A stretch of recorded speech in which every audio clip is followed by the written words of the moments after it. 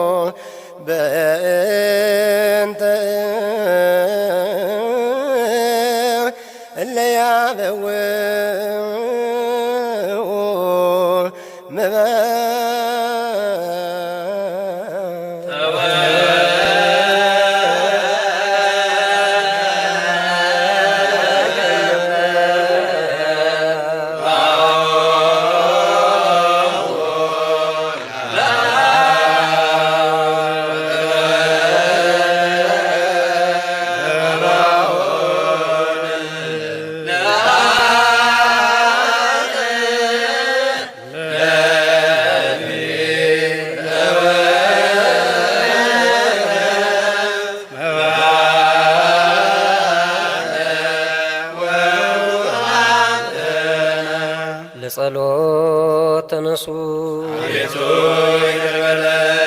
ሰላም ለሁላችሁ ይሁን።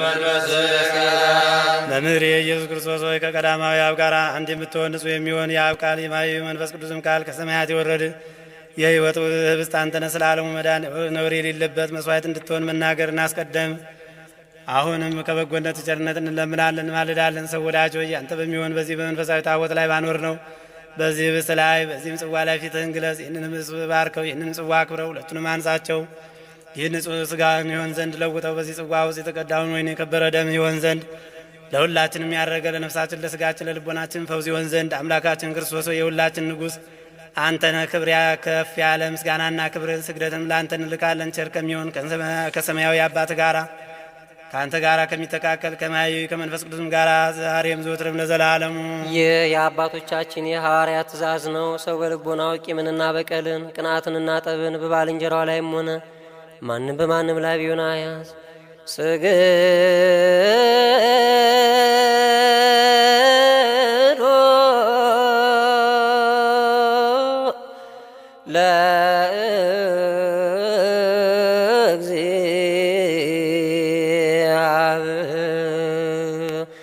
ለእግዚአብሔር